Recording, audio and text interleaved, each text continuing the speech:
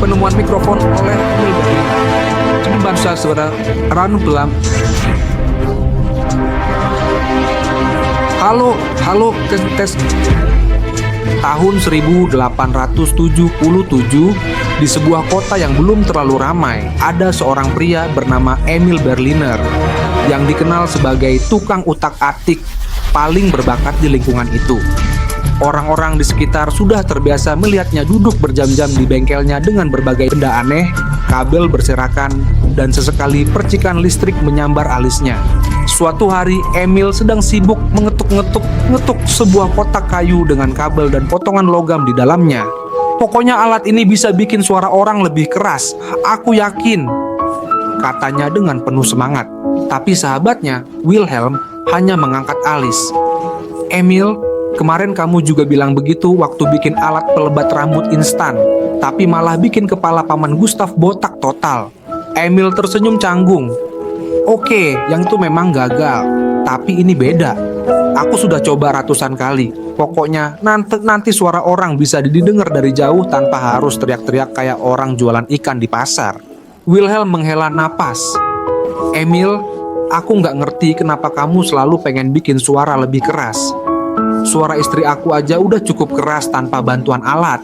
Meskipun sering diejek, Emil tetap percaya diri. Ia mengambil sebuah tabung kecil dan memasangnya di alat itu. Lalu dia berdeham, mendekatkan mulutnya ke alat buatannya dan berkata, Halo, tes. Sekarang ada dua kemungkinan. Alat itu bekerja, atau Wilhelm mendengar suara paling memekakan dalam sejarah eksperimen. Jawabannya, Wilhelm langsung terlonjak dari kursinya. Astaga, suara kamu jadi kayak teriakan setan di dalam panci. Emil loncat kegerangan. Berarti berhasil dong. Kalau tujuan kamu bikin alat ini buat bikin orang pingsan, ya, berhasil. Gumam Wilhelm masih memegang kupingnya yang berdenging. Emil tidak peduli. Dia yakin dengan sedikit penyempurnaan alat ini bisa berguna. Masalahnya, belum ada yang mau percaya dengan idenya. Bahkan, saat dia mencoba mendemonstrasikan alatnya di sebuah kafe, seorang pelayan langsung datang menghampirinya. Maaf tuan, kalau mau teriak-teriak harap keluar. Kita ada tamu yang sedang kencan dan mereka nggak mau suara romantisnya dikalahkan oleh halo tes Anda. Wilhelm mendesah. Emil, kalau begini terus, kita bakal diusir dari semua tempat di kota ini. Tapi Emil tak menyerah. Ia lalu berencana untuk memperkenalkan alatnya ke orang-orang yang lebih berpengaruh, para ilmuwan dan investor. Mungkin mereka bisa melihat potensi alat ini. Sayangnya, perjalanannya ke dunia ilmiah juga tak berjalan mulus. Investor, ilmuwan, dan masalah suara berisik. Setelah kegagalan demonstrasi di kafe, Emil Berliner tetap semangat. Oke, mungkin orang-orang biasa nggak ngerti alat ini. Tapi kalau aku bisa meyakinkan ilmuwan atau investor, mereka pasti lihat betapa jeniusnya temuanku ini. Wilhelm mengangkat alis. Iya, soalnya nggak ada orang biasa yang pengen suaranya kayak teriakan setan di panci. Emil mengabaikannya. Dia langsung menulis surat ke beberapa ilmuwan terkemuka, meminta waktu untuk presentasi. Namun, hanya satu yang mau menemuinya. Profesor von Klapstein, seorang ilmuwan terkenal yang terkenal, sangat skeptis terhadap hal-hal baru. Hari pertemuan pun tiba. Emil mengenakan jas terbaiknya.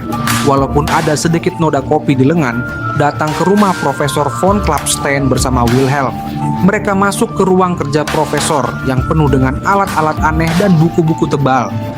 Von Klapstein duduk di depan meja besar, menatap Emil dengan tatapan dingin. Jadi, Tuan Berliner, Anda bilang punya alat yang bisa memperkuat suara. Emil mengangguk penuh semangat.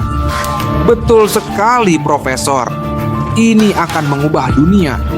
Bayangkan, orang bisa berbicara tanpa perlu berteriak. Kita bisa berbicara dari jarak jauh. Revolusi komunikasi dimulai dari sini. Von Klapstein menyipitkan mata. Menarik, tapi saya hanya percaya sesuatu kalau saya melihatnya sendiri. Silakan demonstrasikan. Emil dengan percaya diri menarik alatnya dari tas, memasangnya di meja dan mendekatkan mulutnya. Lalu dia berkata, Halo, tes. Dan seperti yang sudah bisa ditebak, duar! Tiba-tiba ada percikan api kecil dari alat itu. Wilhelm langsung lompat ke belakang kursi.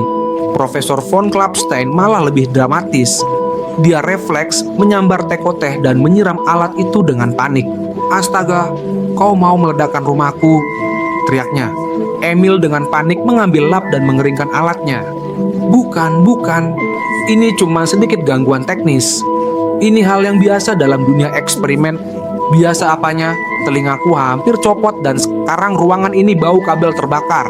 Melihat situasi mulai tidak kondusif, Wilhelm langsung menarik tangan Emil. Oke, terima kasih atas waktunya, Profesor. Maaf atas ledakan kecil ini, semoga rumah Anda masih utuh. Sampai jumpa. Mereka langsung kabur sebelum von Klapstein memutuskan untuk melempar buku tebal ke kepala mereka. Di luar rumah Profesor, Wilhelm menghela napas panjang. Oke, Emil, aku yakin satu hal. Kalau alat ini tidak berguna untuk komunikasi, setidaknya bisa berguna untuk mengusir orang. Emil mendesah. Aku harus menemukan cara agar alat ini nggak meledak. Aku yakin kalau ini berhasil, orang-orang akan menyukainya. Wilhelm melipat tangan. Oke, jadi kita gagal dengan orang biasa, gagal dengan ilmuwan. Lalu sekarang mau kemana? Emil berpikir sejenak, lalu matanya berbinar. Kita butuh orang yang nggak takut dengan suara keras, dan butuh alat untuk berbicara dengan lebih lantang. Wilhelm menyipitkan mata. Dan siapa itu? Emil tersenyum lebar. Para pengumum di pasar. Mereka pasti suka alat ini. Wilhelm menepuk wajahnya sendiri.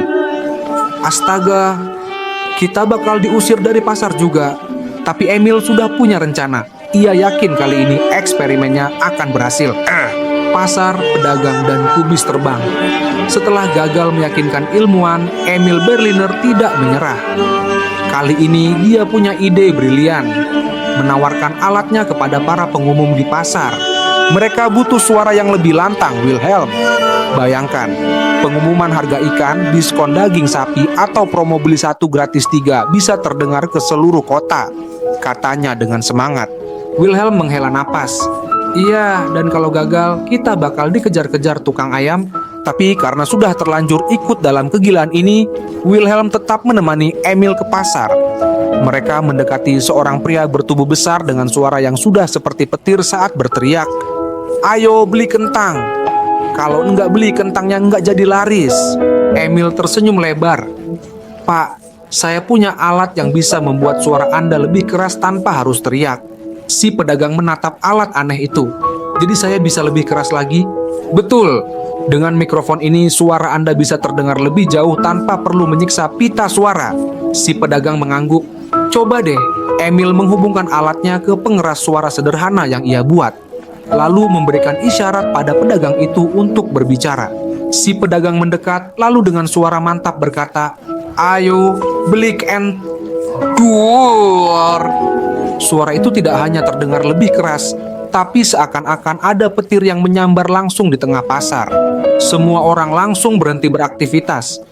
Seorang nenek hampir menjatuhkan semangka. Seorang anak kecil menangis.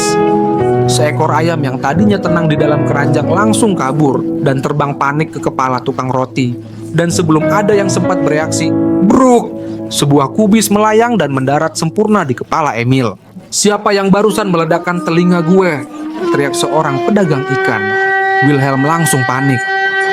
Emil, kita harus pergi dari sini sebelum pasar berubah jadi arena lempar sayur. Tapi sudah terlambat. Pedagang lain mulai ikut melempar barang.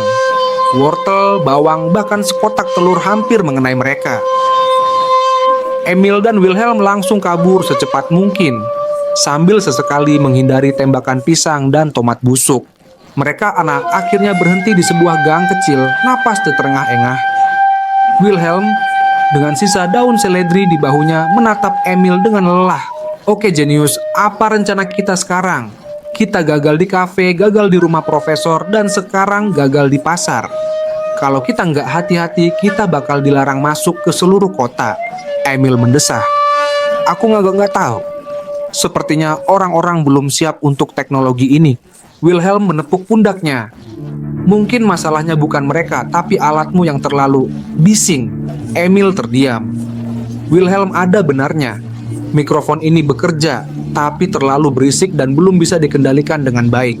Tapi kemudian sebuah ide lain muncul di kepalanya. Aku tahu harus kemana, katanya sambil melompat. Aku harus bertemu dengan Alexander Graham Bell. Dia pencipta telepon. Kalau ada orang yang bisa mengerti pentingnya suara yang lebih jelas, dialah orangnya. Wilhelm menggeleng lemah. Baiklah, kita pergi ke Bell. Tapi kalau sampai eksperimen ini meledakkan rumahnya, aku bakal pura-pura nggak kenal kamu. Dengan semangat baru, Emil bersiap untuk perjalanannya ke pertemuan paling penting dalam hidupnya. Tes terakhir di rumah Alexander Graham Bell. Setelah serangkaian kegagalan dan hampir dikejar massa dengan sayur mayur, Emil Berliner akhirnya punya ide terakhir. Menemui Alexander Graham Bell. Dia pencipta telepon, dia pasti mengerti betapa pentingnya alat ini, ujar Emil penuh semangat. Wilhelm mendesah. Iya, tapi masalahnya alatmu masih suka bikin telinga orang berdenging. Aku harap Bell masih bisa mendengar setelah ini. Dengan modal nekat, mereka pun pergi ke laboratorium Alexander Graham Bell. Saat sampai di sana, mereka harus menunggu di ruang tamu karena Bell sedang sibuk dengan eksperimennya. Beberapa menit kemudian, seorang pria berjanggut rapi keluar dari ruangan. Saya Alexander Graham Bell, ada yang bisa saya bantu? Emil langsung berdiri dengan penuh semangat. Tuan Bell, saya punya penemuan luar biasa yang bisa membuat suara terdengar lebih jelas dan lebih keras. Bell mengangkat alis. Benarkah? Menarik. Silakan tunjukkan. Emil dengan sigap mengeluarkan alatnya dan memasangnya di meja kerja Bell. Wilhelm, yang sudah waspada sejak insiden di pasar, langsung menutup kupingnya. Emil berdeham lalu berbicara ke dalam mikrofon. Halo, tes. Ruangan langsung bergema. Bell mendekatkan telinganya ke speaker, matanya membelalak. Luar biasa, saya bisa mendengar suara Anda dengan jelas, katanya dengan penuh kagum. Wilhelm menurunkan tangannya dari kupingnya, terkejut. Hah? Tidak ada ledakan kali ini? Emil tertawa bangga. Tentu saja tidak. Aku sudah memperbaiki sistemnya. Sekarang mikrofon ini bisa menguatkan suara tanpa harus bikin orang panik. Bell mengangguk penuh kagum. Ini bisa mengubah komunikasi selamanya. Telepon saya bisa bekerja jauh lebih baik dengan alat ini. Emil berseri-seri. Setelah sekian lama dicemooh dan dilempar kubis, akhirnya ada seseorang yang mengerti betapa pentingnya temuannya. Bell tersenyum. Tuan Berliner, saya ingin bekerja sama dengan Anda. Mikrofon ini akan menjadi bagian dari revolusi telekomunikasi. Wilhelm menepuk pundak Emil.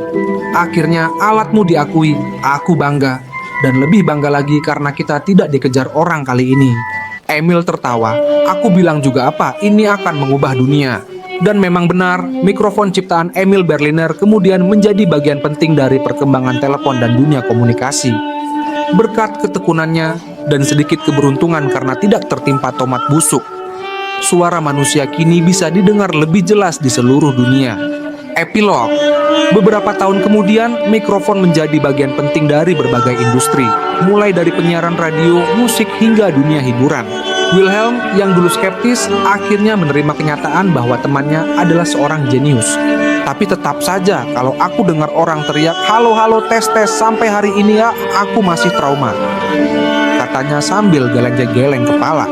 Emil hanya tertawa. Tenang Wilhelm, tanpa aku dunia ini akan jauh lebih sepi. Dan begitulah kisah bagaimana seorang pria yang hampir terkena lemparan wortel berhasil mengubah dunia dengan sebuah mikrofon. Tamat.